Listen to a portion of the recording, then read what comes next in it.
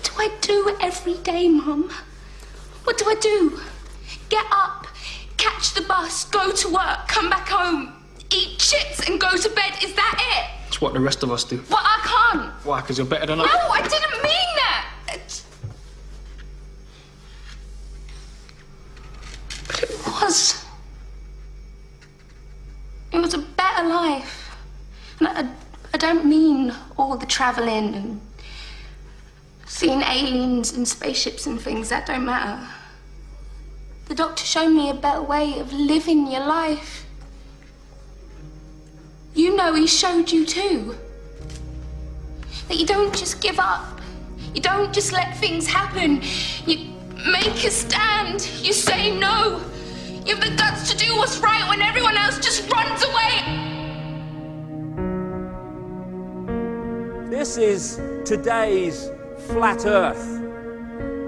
The fact that we live in the cutting edge of human evolution, the cutting edge of how far humanity has come,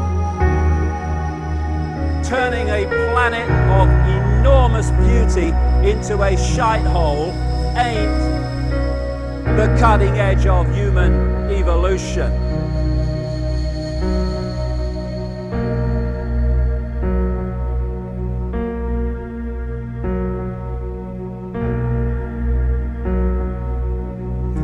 As Michael Elner said, just look at us.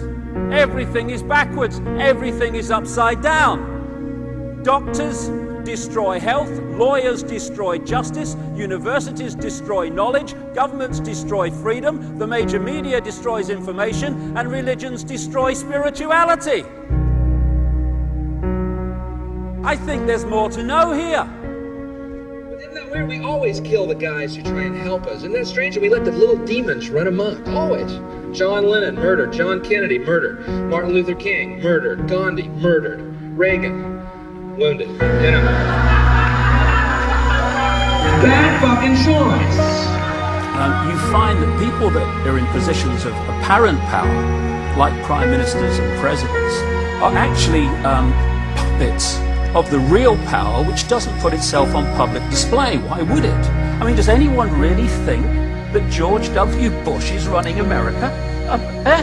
He probably couldn't tie his shoelaces, never mind run a country.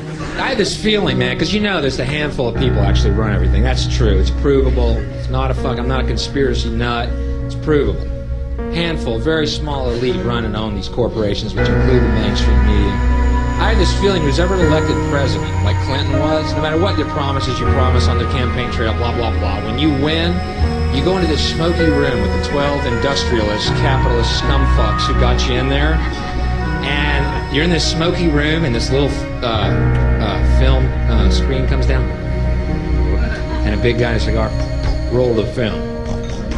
And it's a shot of a Kennedy assassination from an angle you've never seen before. That looks suspiciously off the grassy knoll. And then the screen goes up and the lights come up and they go to the new president. Any questions? Just what my agenda is. First we bomb Baghdad. You got it. What I am is frustrated at watching Orwell's 1984 unfold in front of our eyes by the day, while people focus on who shot Phil Mitchell. That is frustrating, because my children and your children, thank you, are going to have to live, indeed, in the timescale, so are we, because we're living in it now, when the most basics of freedoms are being taken away. The average man and woman is in a trance. They get home from work, they don't even talk to their children. They turn the television on, and they let those corporate messages set the agenda in their lives. All you ever hear about in this country is our differences. That's all the media and the politicians are ever talking about, the things that separate us, things that make us different from one another. That's the way the ruling class operates in any society. They try to divide the rest of the people. They keep the lower and the middle classes fighting with each other so that they, the rich, can run off with all the fucking money. Fairly simple thing, happens to work. You know, anything different, that's what they're going to talk about. Race, religion, ethnic and national background, jobs, income, education, social status, sexuality, anything they can do, keep us fighting with each other so that they can keep going to the bank. Divide and conquer is the motto. And as long as people continue to see themselves as separate from everything else, they lend themselves to being completely enslaved.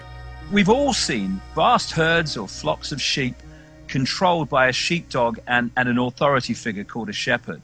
You imagine if just a significant number, not even half, of those sheep said, we're not going to succumb to fear of the sheepdog, and we are going to go our own way. And those sheep start going in their own way, they start expressing their uniqueness, and they stop acquiescing with the authority figure and succumbing to fear. Where's the power of the shepherd now? Where's the power of the sheepdog now?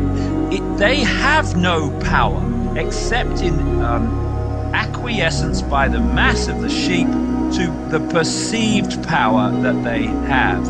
We need to start seeing humanity in these terms very, very quickly. I've seen these ants do great things. And year after year, they somehow manage to pick food for themselves and you. So who is the weaker species?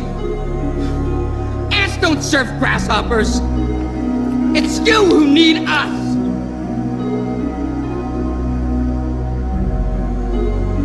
You know, when you go through all these different levels of how we are attacked mentally, emotionally, and physically to suppress us and to hold us in the box, in the bubble, that tells us something about us. What people don't realize. Oh, it's negative. No, it's not negative. It's extremely positive if you want to use those terms, because it's telling us who we really are.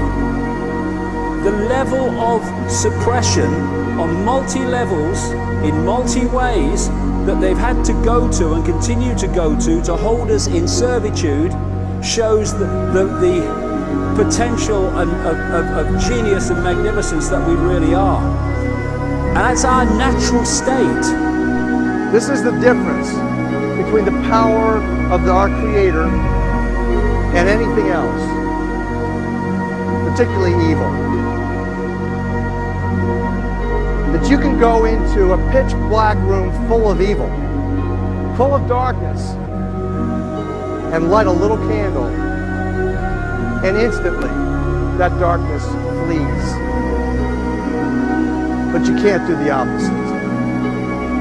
You can't go into a well-lit room full of truth and wisdom and righteousness and joy and health and harmony with the universal power.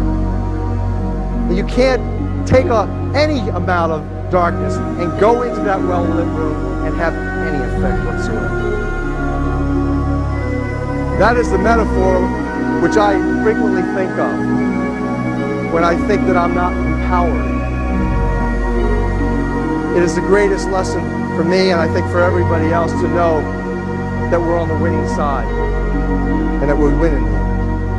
Today, a young man on acid realized that all matter is merely energy condensed to a slow vibration, that we are all one consciousness experiencing itself subjectively.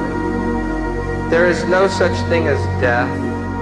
Life is only a dream, and we are the imagination of ourselves. Here's Tom with the weather.